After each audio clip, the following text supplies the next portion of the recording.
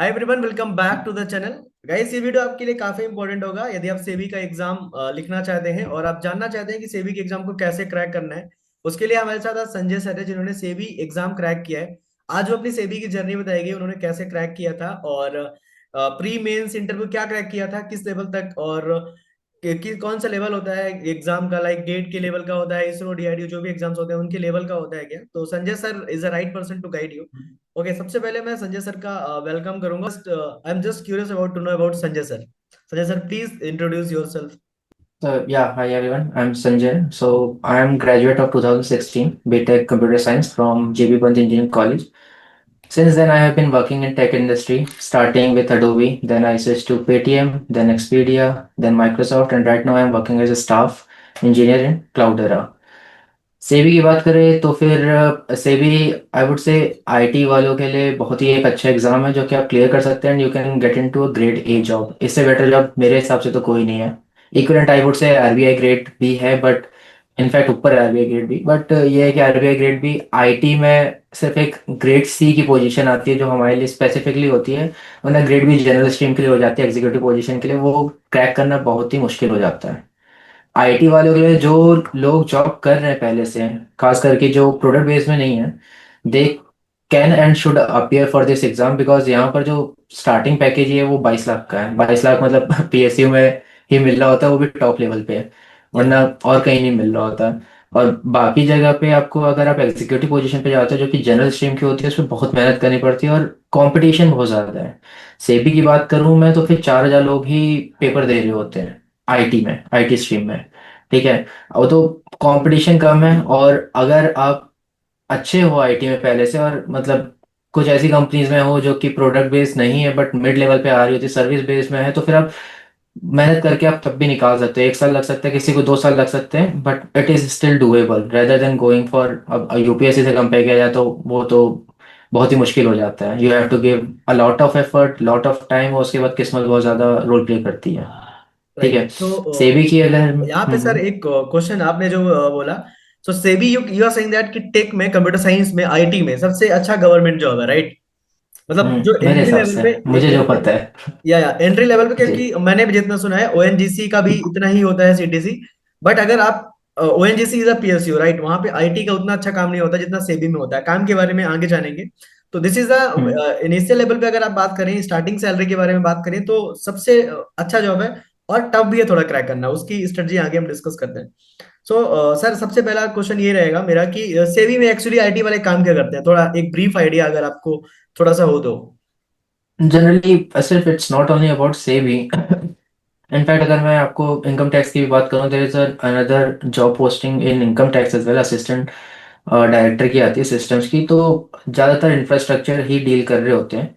ठीक है। जितना भी आपके आईटी प्रोडक्ट्स चल रहे होते हैं उनकी मेंटेनेंस प्लस डेवलपमेंट का काम आपके पास ही रहेगा। ये अलग बात है कि you would be doing less of development work but manage आप ही कर रहे हो, बिकॉज स्टार्टिंग पोजीशन ये असिस्टेंट मैनेजर की है, राइट? सिर्फ राइट। डेवलपमेंट का काम नहीं करना है, you can do it, but you would be having helping hands from other firms जैसे टीसीएस वगैरह को दिया जाता है या इन्फोसिस को दिया जाता है। तो you will get support from them. या बाकी you have to manage each and everything related to take in SEBI. Right. Like I can say that कि जैसे पीएसयूज में काम होता है, PSU is not all about coding. Right? जैसे हम्म। जब कोई भी बंदा फर्स्ट ईयर में होता है तो उसको लगता है computer science means coding. Computer science is not all about coding, it is like computer network में भी काम होगा आपका, ई सिक्योरिटी में भी काम होगा आपको, फायरवॉल फिजिकल राइट। लेवल पे देखना होगा। राइट? सो ऑल, कोई भी काम मिल सकता है सेवी में, तो ऐसा नहीं है कि development. But the good thing is networking है, गवर्नमेंट जॉब। नेटवर्किंग है, सिक्योरिटी इम्प्लीमेंटेशन कर सकते हो, क्योंकि दैट इज वेयर पूरा का पूरा पैसा गायब हो सकता है। अभी तो खैर मतलब साइबर अटैक्स इतने ज़्यादा हो रहे हैं, या फिर आपको वो सारी चीज़ें मैनेज करनी है, then you would be the person who would be responsible for keeping all the tracks inside SEBI. Right. So this is a that is a work that you can expect. और अगर ज्यादा जानना तो आप गूगल, आपको internet वगैरह पे मिल ही जाएगा सेबी किस किस फील्ड में सेक्टर में राइट। काम कर रहा है। So you can get there now. तो सर, आपने सेबी का एग्जाम दिया। सो मतलब आप सीरियस थे सेबी के लिए? सबसे पहले तो पहला क्वेश्चन मेरा यही है। हाँ, ये बड़ी बात है। एक बार मैंने आई थिंक 2021 मतलब 20 में नोटिफिकेशन आया था, 2021 में दिया था। Then I recently switch to Microsoft. अब वही बात है कि माइक्रोसॉफ्ट में एज एन L61 था मैं, जो कि सॉफ्टवेयर इंजीनियर 2 की जॉब है। वहाँ पर पैकेज ऑलरेडी काफ़ी ज़्यादा था उस टाइम। सेबी की सैलरी आई गेस एक 15 या फिर एक 30-40 के आसपास ही थी। ठीक है। और I was getting in hand salary in Microsoft apart from stock, उससे ज़्यादा ही मिल रही थी। या तो थोड़ा सा हानि ऊपर से मतलब ऐसा था कि फिर मुंबई जाना है, इधर लखनऊ में बैठ के काम चल रहा है अपना, तो मैंने ध्यान नहीं दिया। तो उस टाइम पे ऑल्दो मेरा प्री क्वालिफाई हो गया था। मेंस में क्या हुआ था, मतलब I gave exam, pre qualify हुआ, फिर मेंस का दिया मैंने। फेज 2 का जो पेपर होता है, फेज 2 में कोडिंग आया। कोडिंग में आई थिंक सीडेक वाले ऑर्गेनाइज करवाते हैं, तो इसका पेपर ऐसा आया कि सिर्फ 2 ही बच्चे क्वालिफाई कर पाए ओ। और कोई कर ही नहीं पाया। एंड वो 2 बच्चे भी इंटरव्यू तक के पहुंचे और उनका भी नहीं हुआ था। Then it was conducted again. ठीक है। हम्म। तो मैंने दिया था, फिर से मेरा हो गया था, प्री का क्वालिफाई हुआ था, बट मेंस में फिर my ego came in between. बिना प्रिपरेशन के जाता था मैं हमेशा, बिकॉज प्रिपरेशन करने का एक तो टाइम नहीं था और मन भी नहीं कर रहा था। That is the biggest mistake which each and every one do. ठीक है। जो सीरियस और नॉन सीरियस कैंडिडेट होते हैं उनका डिफरेंस यहीं पर दिखता है। जो सीरियस होते हैं वो हमेशा पढ़ाई कर रहे होते हैं, प्रैक्टिस करते हैं, मॉक टेस्ट लगाते हैं। और मेरे जैसे लोग जो होते हैं नॉन सीरियस, वो कहीं ना कहीं तो बाहर हो ही जाएंगे। Although I had good experience in tech, तो मेरा प्री तो क्वालिफाई हो गया बिना पढ़े। बट मेंस के लिए आपको करना पड़ेगा। कोडिंग में I guess I got 80s में कुछ मार्क्स आए थे मेरे। I can share the marksheet later on. या आई थिंक आपका आपका एक ग्रुप हाँ। भी है, there you are sharing all the materials, so we'll provide the link right in right. description of your group also, so people can join for the SEBI, right? That will be good thing. हाँ। Okay. तो mains का मैं ये कहूंगा कि coding, earlier it was coding, इस साल से पैटर्न चेंज हो गया है। ठीक है, क्योंकि सबके 100 आउट ऑफ 100 आने लग गए थे कोडिंग में लास्ट ईयर। और कोडिंग थोड़ा टफ होता था। इस बार एमसीक्यूज आएंगे तो वो थोड़ा और टफ होगा, उसके बारे में बाद में बात करते हैं। या तो सर, लाइक आपने मतलब 2 बार दिया, प्री दिया, राइट? आपने प्री भी लिखा, मेंस भी लिखा, but you are saying that कि मेंस में कोडिंग होता था, but you haven't prepared for that, मतलब आपने फॉर्म फिल कर दिया, हाँ बस आप देने चले गए, लाइक दैट। ओके। हाँ। नाउ सो सबसे पहले पेपर पैटर्न के बारे में जानते हैं, मतलब पेपर कितने फेज में होता है, और सबसे पहले पेपर के ऐसे पैटर्न के बारे में जान लेते हैं, फेजेस क्या होते हैं। सो सॉरी, पेपर जो है 3 फेज में होता है, phase 1, phase 2 and then interview. ठीक है। मैं सिर्फ आईटी के बारे में ही बात करेंगे, बाकी के बारे में या। कोई इन्फॉर्मेशन मैं ज़्यादा शेयर करना नहीं चाहता। तो हम्म। फेज 1 की अगर मैं बात करूं तो फेज 1 में 2 पेपर होंगे, पेपर 1 एंड पेपर 2। पेपर 1 में भी 4 सेक्शन है, जिसमें आता है जनरल अवेयरनेस, क्वांट, रीजनिंग और इंग्लिश। ठीक है। राइट। पेपर 2 जो है फेज 1 का, उसमें आते हैं एमसीक्यूज आईटी से रिलेटेड। ठीक। और आईटी से रिलेटेड आते हैं, मजे की बात इसमें यह है कि ऑपरेटिंग सिस्टम नहीं पूछते ये लोग। बाकी मैं मेरे ग्रुप में शेयर कर रखा है मैंने, आप उसमें चेक कर सकते हैं। स्निपेट लिखा हुआ है वहां पर कि आईटी से रिलेटेड क्या सिलेबस है और क्या क्या आता है। ठीक है। राइट। तो फेज 1 में मैंने बताया जनरल अवेयरनेस, क्वांट, रीजनिंग और इंग्लिश। और फेज 1 के पेपर 2 में आएगा आपका आईटी के MCQs. Then paper 1 and paper 2 of phase 2। ठीक है। पेपर 1 जो होगा वो डिस्क्रिप्टिव होगा इंग्लिश का, जो कि सिमिलर होता है आईबीपीएस के सारे एग्जाम के तरह ही, जिसमें प्रेसे आता है और एक ऐसे आता है लिखने के लिए, और एक आता है आपका कॉम्प्रिहेंशन। इंग्लिश का होता है 100 मार्क्स का। And then there would be another paper which is paper 2, जो कि इस बार चेंज हो गया कोडिंग से। इस बार आएंगे एमसीक्यूज आपके 100 मार्क्स के। और मजे की बात यह है कि टाइम ड्यूरेशन है आपका 180 मिनट्स का। तो आप सोच सकते हो कि मतलब इतने क्वेश्चन, 180 मिनट दे रहे हैं आपको, 3 घंटा दे रहे हैं, तो क्वेश्चन का लेवल तो अच्छा खासा होने वाला है आई बिलीव। मतलब किसी को पता नहीं ऑल द पैटर्न, इस बार फर्स्ट टाइम होने वाला है, बट डीबगिंग के अच्छे खासे प्रोग्राम आएंगे, लंबे प्रोग्राम आने वाले हैं। राइट। देन इंटरव्यू की बात सिंपल सी है कि 100 मार्क्स का होता है वो। ठीक है। 100 मार्क्स का नहीं, इनफैक्ट आई थिंक 15 मार्क्स का होगा वो। ठीक है। तो 15 मार्क्स का होगा, जिसमें से फेज 2 का आपका 85% वेटेज रहेगा और 15% आपका इसका रहेगा, इंटरव्यू का। और इंग्लिश का वेटेज जो आपका है 1/3 है। ठीक है, पेपर 1 का। और पेपर 2 जो आईटी के एमसीक्यूज आने वाले हैं उसका वेटेज 2/3 रहेगा। तो English is also important here. I believe जो मेरे आरबीआई वगैरह के फ्रेंड्स थे, उनके भी 55 is considered a good marks. तो एटलीस्ट उतने ले आओ तो फिर आपके लिए थोड़ा इजी रहता है इंटरव्यू में। अगर आपके मार्क्स कम ज़्यादा भी हो रहे हो तो वो मैनेज हो जाते हैं इंग्लिश से। तो English is also very important here, okay. At least in phase 2। आपने आई थिंक कट ऑफ भी शेयर किया लास्ट ईयर का अपने टेलीग्राम राइट पर, right I have seen that cut right. Off. Right. So paper 1 overall, जो phase 1 होता है, phase 1 हम्म। Paper, तो उसमें ओवरऑल कितने मार्क्स का होता है? फेज 1, हाँ फेज 1 जो है आपका, जैसे बताया पेपर 1 और पेपर 2 है। पेपर 1 आपका इंग्लिश, क्वांट, रीजनिंग, जीए है। उसका कट ऑफ है आपका 30 मार्क्स का। वो पहले से प्री डिसाइडेड है, ऐसा नहीं है कि according to number of people cut off ऊपर नीचे जाएगा। वो डिफाइंड है कि 30 मार्क्स आपको लाने हैं कट ऑफ के लिए। सिमिलरली पेपर 2 जो है फेज 1 का, उसमें कट ऑफ है 40 मार्क्स। बट ओवरऑल जैसे कि यहाँ 30 + 40 70 हो रहा है, तो ओवरऑल जो कट ऑफ है वो 70 की जगह पे 80 है। तो व्हाट आई डिड वाज, मतलब मैं, मेरा भी ऐसे ही क्लियर हुआ था कि मेरे भी क्वांट में, मतलब क्वांट रीजनिंग सब मिला के मेरे 31 मार्क्स आए थे और समथिंग ऐसे ही आए थे। Sir out just of cut off clear 100, हुआ आउट था। ऑफ 131? राइट, हाँ हाँ। ओके क्योंकि बिना पढ़े जाओगे तो कैसे ही होगा यार, सीधी सी बात है। ओके। और जीए में तो मतलब in fact the reason why I got 31 was because मैंने इंग्लिश अटेम्प्ट ही नहीं किया था फर्स्ट अटेम्प्ट में। That was my biggest mistake, because मैंने मॉक दिए ही नहीं, मुझे पता ही नहीं है मेरा टाइम का पता ही। अब आप थिंक अबाउट इट, मैंने 11th 12th क्लास में कभी रीजनिंग लगाई थी, उसके बाद मैं दे रहा हूँ 2021 में, जो कि ऑलमोस्ट 10 साल बाद दे रहा था। ठीक है। यस तभी इंग्लिश और क्वांट और रीजनिंग में मेरे 30 मार्क्स आ गए थे, जो कि each section is of 25 marks. ठीक है। अभी समझो अगर आपको जनरल अवेयरनेस नहीं भी आती, बहुत लोगों का फेयर होता है कि भाई मेरे को बिल्कुल भी नहीं आता जनरल अवेयरनेस। ठीक है। आप लिटरली बता रहा हूँ, 5 मिनट में आप जनरल अवेयरनेस का पूरे क्वेश्चन पढ़ सकते हो। 20 क्वेश्चन आते हैं, 25 मार्क्स के होते हैं, आप पढ़ सकते हो। आपको आता है तो आप लगा दो, वरना छोड़ दो, तुक्के मारने की जरूरत ही नहीं। All you need to do is practice. English थोड़ा सा प्रैक्टिस कर लेना। ठीक है। 25 में से आप आराम से 15 मार्क्स ला सकते हो। जो हिंदी मीडियम से वो भी 10 मार्क्स ले आएंगे, कोई दिक्कत नहीं। 15 मार्क्स तो जो इंग्लिश मीडियम से थे उनके 15 मार्क्स इजिली आ सकते हैं। ठीक है। उससे ऊपर हाँ थोड़ा सा टफ होता है करना। ठीक है। बट बाकी क्वांट और रीजनिंग में, क्वांट में तो इजीली आप 15 मार्क्स ला सकते हो। तो आप 15 15 ले आओगे तो 30 तो आप कैसे भी कट ऑफ क्लियर हो जाएगा। सर, वन ठीक। Question, each question is 1 mark question, right? यार ये थोड़ा सा अनडिफाइंड सा है। ठीक है। वहां लिखा नहीं रहता कि कौन सा क्वेश्चन कितने मार्क्स का है, बस ये पता है कि 20 क्वेश्चन आने हैं, 25 मार्क्स आने हैं। ठीक ओके है। ओके अब ओके। एक क्वेश्चन 1.25 का भी होता है, कोई 2 मार्क्स का भी है, उसका आइडिया नहीं है। सर नेगेटिव ठीक है। मार्किंग कितनी होती है? हाँ, नेगेटिव मार्किंग वही है, 1/3 रहती है। ओके, 1/3। तो इसलिए इट्स बेटर सेबी के एग्जाम में, इधर अगर आप लोगों ने किसी ने एसएससी सीजीएल के लिए भी कुछ लोग प्रिपेयर कर रहे होते हैं, उनके लिए तो चलो जनरल अवेयरनेस सही रहता है, तो वो थोड़ा तुक्का मार के पॉजिटिव में आ सकते हैं। But if you are from IT background जैसे कि मैं था, जनरल अवेयरनेस में थोड़ा बहुत मेरे को ऑल्दो आता है, बट कुछ लोग एकदम जीरो होते हैं। ठीक है। I wouldn't recommend them to take this कि भाई मैं अटेम्प्ट कर लेता हूँ या फिर तुक्के मार लेता हूँ, वहां पर आपको लॉस ही होना है। लॉस ही ठीक होगा। है। आई वुड से कि क्वांट और रीजनिंग की मेहनत कर लो, थोड़ा प्रैक्टिस कर लो, आप इजीली स्कोर कर लोगे। 30 तो आप क्वांट और रीजनिंग से ही कर सकते हो। बाकी इंग्लिश भी आप 10 मार्क्स कोई भी ला सकता है आजकल के जमाने में, बहुत ईजी आती है इंग्लिश। कॉम्प्रिहेंशन आ रहा होता है, फिल इन द ब्लैंक्स आ रहा होता है, रीअरेंज आ रहा होता है, आप कर लेंगे।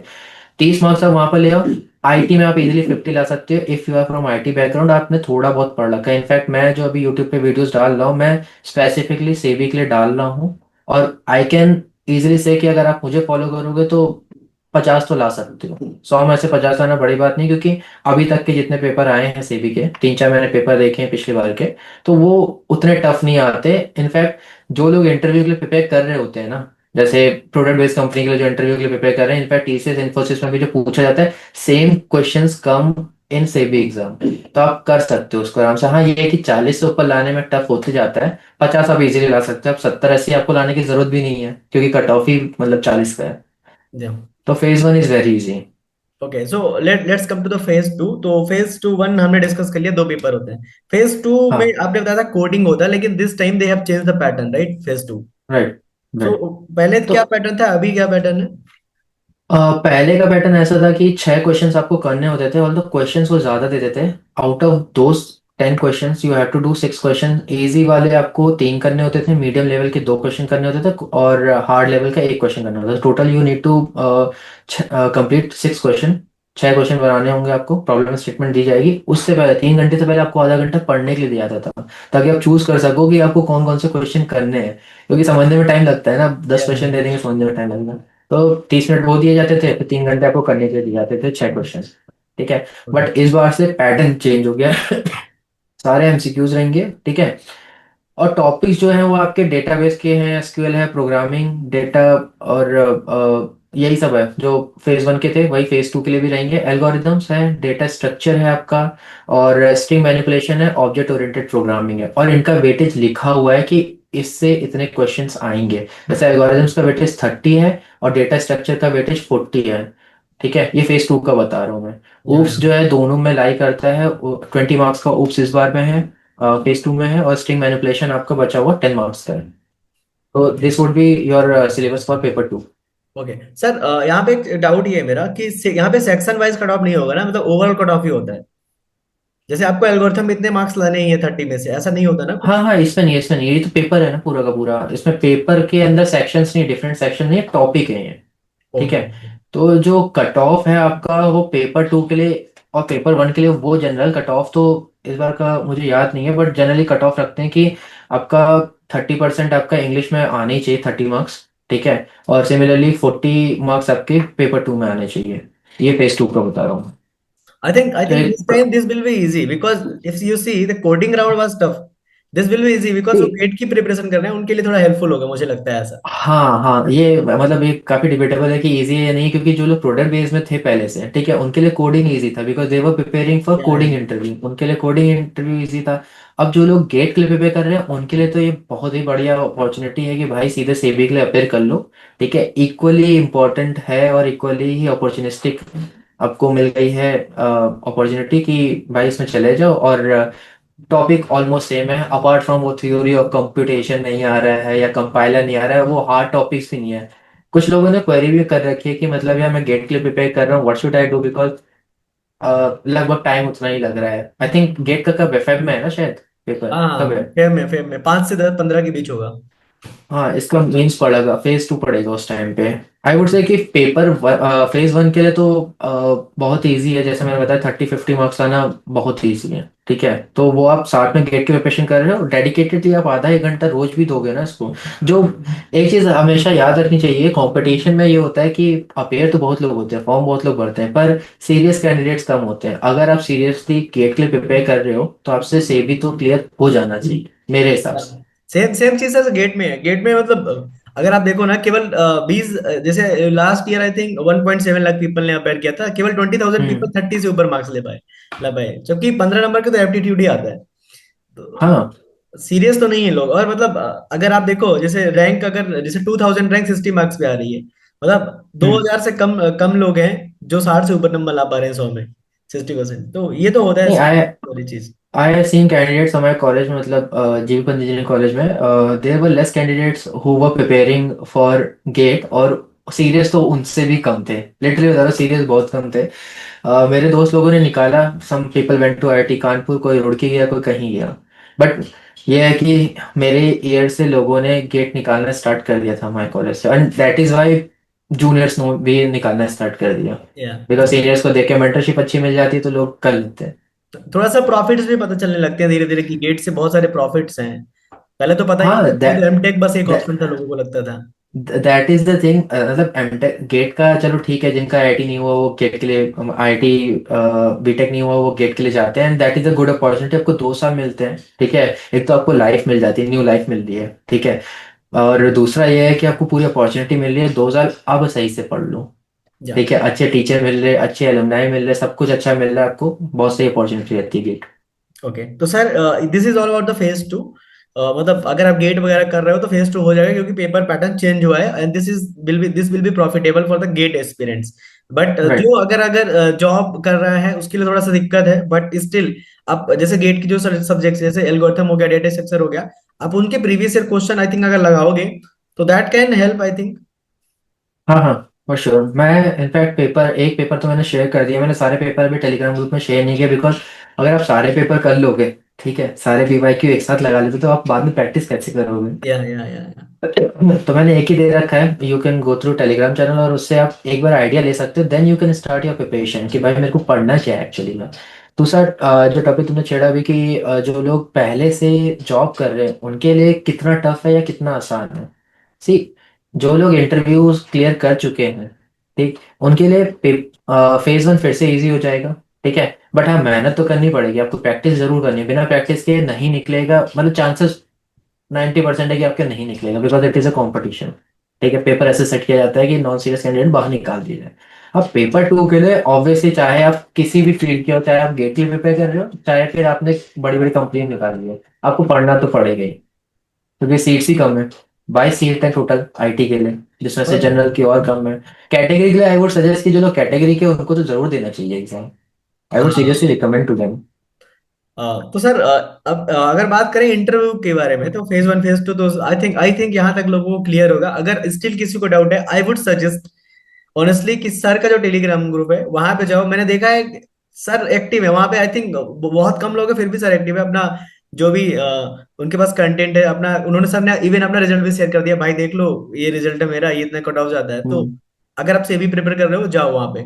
अब मैं नहीं बोलता हूँ मेरे ग्रुप पे आओ, मैं नहीं गाइड कर सकता क्योंकि सर ने क्रैक किया, सर गाइड कर सकते हैं। So you should join that group if you are serious aspirant of SEBI. Right sir, interview के बारे में आपको थोड़ा सा आइडिया है? मतलब किसी ने आपके मेथड हाँ, में क्रैक किया हो या कि किसी ने दिया हो, थोड़ा सा क्या लेवल रहता है इंटरव्यू का? Interview level given IT stream, तो आईटी से रिलेटेड क्वेश्चन आपके ज़्यादा होंगे। नॉर्मली जो बाकी एग्जीक्यूटिव पोजीशन से पूछे जाते हैं वैसे राउंड्स आपके फिर भी कम, मतलब वैसे क्वेश्चंस आपके फिर भी कम होंगे।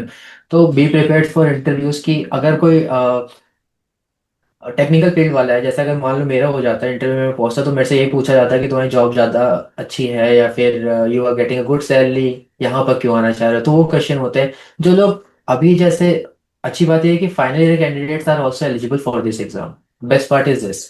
तो अब वो जाएंगे, उनसे ये सवाल तो नहीं पूछने वाले हैं। लिटरली उनसे ज़्यादा से ज़्यादा अगर उन्होंने कोई प्रोजेक्ट किया होगा, जनरली इंटरव्यूज में सिर्फ वही पूछा जाता है जो आप उनको बताते हो। उसके अलावा कोई कुछ नहीं पूछ सकता। रैंडमली एक आध क्वेश्चन आ सकता है, तो फिर उसके लिए कोई कुछ नहीं कह सकता, किस्मत होती है। ठीक है, बाकी आप जो अपने रिज्यूमे में लिखने वाले हो या डिटेल्ड एप्लीकेशन फॉर्म जैसे टैब खोला जाता है उसमें लिखोगे, वही पूछा जाएगा।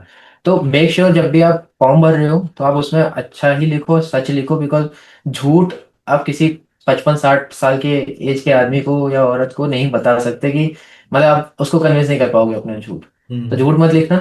बाकी सब कुछ सच सच लिखो, तो आपका इजी रहेगा एप्लीकेशन। बाकी अगर आपने इंटरव्यू तक के पहुंच गए, you would be good enough कि तुम टेक्निकल एक्सपर्टीज तुम्हारे अंदर होगी, तुम आंसर दे पाओगे। उससे ज्यादा कुछ नहीं पूछने वाले आपसे इंटरव्यू में, एटलीस्ट फॉर आईटी स्ट्रीम। तो करंट सिचुएशन के हिसाब से अकॉर्डिंग टू यू पूछते हैं, जैसे सपोज दैट मैं दे रहा हूँ इंटर एग्जाम दे रहा हूँ और आप भी दे रहे हो, और एक हम्म। एक्स बंदा है जो कि फाइनल ईयर में है, ठीक है? हम्म। तो like you have a 10 years experience, like 8 to 10 years experience, based on that they will hmm. Ask you question. और मुझे 2 साल का एक्सपीरियंस है पीएसयू में, तो वो मेरे से मेरे लेवल पे क्वेश्चन पूछेंगे, final year wise right. Final के हिसाब से पूछेंगे। राइट। सो हाँ, अब एक लोग ने एक आध ने मतलब यूट्यूब वीडियो पे भी कमेंट कर रखा था और टेलीग्राम पे भी मैसेज कर रखा था कि मैंने सुना है कि सारे के सारे एक्सपीरियंस बंदे को छाट दिया जाता है। हाँ ऑब्वियसली, मतलब यार अब I have total 9 years of experience in IT industry, that too with 5 big companies, जिसमें लोग ड्रीम कंपनी होती है जो लोगों की, ठीक है। तो अगर आप इस फील्ड से आ रहे हो जैसे कि मैं हूं, तो मुझे एक्सपीरियंस ज्यादा है, मुझे पता है कैसे काम किया जाता है, क्या करना है क्या नहीं करना है, ठीक है। तो I would be intelligently answering the question, that is why हमारा मतलब चांसेस ज्यादा हो जाते हैं। बिकॉज मैं अच्छे से पोर्ट्रे कर सकता हूँ आंसर को, मैं अच्छे से बता सकता हूँ, आप वो नहीं कर सकते हो। बट ये उनको भी पता है, अगर ये बात मेरे को पता है तो उनको भी पता है, ठीक है। तो ये वो लोग इतना ज्यादा एफर्ट नहीं डालते इस पे कि भाई मुझे एक्सपीरियंस कैंडिडेट को लेना है, rather than you being just a college graduate.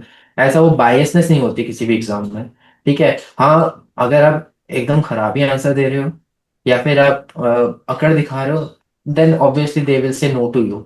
But अगर आप अच्छे से काम करना चाहते हो, आप उनको दिखना चाहिए that you are good for this post, तो फिर आपको करवाएंगे वो, मतलब आपको सिलेक्ट कर लेंगे वो। आपको डरने की जरूरत नहीं, इंटरव्यू पार्ट के लिए आपको डरने की जरूरत नहीं तो पहले तो आपको प्री और मेंस क्रैक करना है, देन विल है। Guide for the interview. Right. Sir ने अपना यूट्यूब चैनल स्टार्ट किया रिसेंटली फॉर सेवी only, I think you started, right? तो वहां हाँ। पे सर अपना इंटरव्यू तो शेयर करेंगे। आई होप कि सर भी कुछ ऐसे लोगों को लेके आएंगे जो इंटरव्यू क्रैक किए हो, दे विल गाइड, राइट? हाँ, मैंने तो सोचा है अभी, मतलब I have few friends in fact RBI में, मतलब मेरे क्लोज फ्रेंड्स हैं जो आरबीआई में क्लियर कर चुके हैं, यूपीएससी क्लियर कर चुके हैं। तो I would be calling them afterwards कि भाई इंग्लिश कैसे टैकल करना है, या फिर इंटरव्यूज के लिए तो चलो वन ऑन वन हो जाएगा, वो कर लेंगे। बट इंग्लिश के लिए I get some people. okay. So sir, I think everything we have covered, like exam pattern, how to crack, what is the difficulty level, anything you want to add from your side? I would just say कि be serious, अगर आपको निकालना है आप form भर लो पहले, तो वो उसी से सीरियसनेस आती है। And I would say phase one के लिए आप 1 घंटा भी रोज दोगे तब भी आपका कंप्लीट हो जाएगा, बट फिर फेज टू के लिए आपको एफर्ट मारना ही पड़ेगा। तो इट्स बेटर कि आप अभी से 2 घंटे पढ़ना स्टार्ट कर लो for phase two as well, because topics are same, syllabus is same. तो आप अभी से क्लियर कर लोगे तो फिर आपके लिए ईजी रहेगा, क्योंकि जनरली क्या होता है, बच्चे क्या कर रहे थे, मैंने खुद किया कि भाई फेज वन ऐसे ही मुंह उठा के दे आए, क्लियर होगा तो फेज टू के लिए देख लेंगे। भाई जब फेज वन का रिजल्ट आएगा और फेज टू का एग्जाम होने वाला होगा, तब आपके पास टाइम बहुत कम बचा रहेगा। फिर आप सोचोगे कि स्टार्ट करते हैं, और ऐसा हो सकता है मान लो आपके कॉलेज के एग्जाम चल रहे हो, या फिर आप ऑफिस में आपको कुछ ऐसा टास्क दे दिया गया है जो कि बहुत ही प्रायोरिटी पे है। अब ऑफिस तो नहीं छोड़ोगे ना, मतलब अब जो काम करने वाले वो नहीं छोड़ सकते, तो काम करने वाले नहीं है वो तो छोड़ेंगे, बट निकलेगा उसी का ना जो डेडिकेटेडली काम करता है। तो फिर बेटर यही है कि अगर आपको निकालना है तो आप अभी से प्रिपरेशन स्टार्ट करिए, 1-2 घंटा एटलीस्ट देते रहिए। मैं कोशिश करूंगा, मैंने आज से वीडियो बना के रख दी है, तो I start posting 1 video on daily basis. बाकी मैं नोट्स शेयर करते रहूंगा, जैसा जैसा मेरे पास फीडबैक आते रहेगा वैसे वैसे मैं टॉपिक्स पे बनाते रहूंगा videos. Apart from that, mock is very important, specially for paper one of phase one, क्योंकि हम जैसे लोग आईटी इंडस्ट्री वाले जिन लोगों ने आज तक के दिया ही नहीं है, ठीक है, कोई ऐसा एग्जाम दिया ही नहीं है एफटी वाला, तो फिर आपके लिए बहुत टफ हो जाएगा। आप कर तो लोगे एक क्वेश्चन को करने में 2 मिनट लगे, तो कैसे करोगे आप, है ना? मिलना तो आपको 1 घंटा ही है, तो फिर आप इसलिए प्रैक्टिस करना जरूरी है। प्रैक्टिस कर लोगे आप, हर तरीके के 10-10 सवाल भी लगा लोगे, तो आपका इजीली वो वहां पर रिजॉल्व हो जाता है, आपको ज्यादा मेहनत करने की जरूरत नहीं पड़ती। सो 2 thing is important. One is कि आप अभी से पढ़ाई कर लो, दूसरा ये है कि मॉक टेस्ट लगा लेना, दैट्स इट। उसके तो अलावा कुछ ज्यादा करने की जरूरत नहीं है। तो सीरियस अगर हो तो प्रिपरेशन स्टार्ट करो अपनी, और आई होप ये वीडियो आपके लिए हेल्पफुल हुई होगी। राइट, अगर फिर भी कोई डाउट रह जाता है, I will drop the LinkedIn, I think sir का मैं रख दूंगा, और उनके टेलीग्राम ग्रुप भी दे दूंगा डिस्क्रिप्शन में, और एक ही पिन कमेंट में मिल जाएगा, तो वहां आप जाके जरूर ज्वाइन हो जाना अगर इफ यू आर सीरियस से भी, ठीक है। और सर का यूट्यूब चैनल भी मैं दे दूंगा, वहां भी जाके आप सब्सक्राइब कर लो सबसे पहले सेवी का, अगर आप सीरियस हो then you have to go. And या सर के पास इतना एक्सपीरियंस है, जितना भी ज्ञान है आप ले सकते हैं, I will try to learn, right. Because मैं 2023 का पास आउट हूँ sir, 2016, so 16। 16 7 years experience that, मतलब बहुत ज्यादा। सर ने जितनी भी कंपनी में काम किया ऑलमोस्ट सब प्रोडक्ट बेस है, ये कह सकता है कि सर ने माइक्रोसॉफ्ट भी छोड़ा है, उसके बाद दूसरी कंपनी में काम कर रहे हैं, तो that is good thing, okay. And still अगर कुछ क्वेरीज अगर हैं, अगर ऐसा लगता है कि कुछ चीजें ने हमने डिस्कस नहीं की है, तो we are there for answer, okay. And thanks for watching this particular video. ऐसी वीडियो के लिए आप हमारे चैनल पे बने रह सकते हैं। अगर वीडियो इन्फॉर्मेटिव लगी हो, तो जो लोग सेबी की प्रिपरेशन कर रहे हैं उनको जरूर शेयर करो यार ये वाला video. And again once again thanks for watching, and thank you sir for giving your time. Thank you Abhishek, यहाँ पर बुलाने के लिए। Okay sir.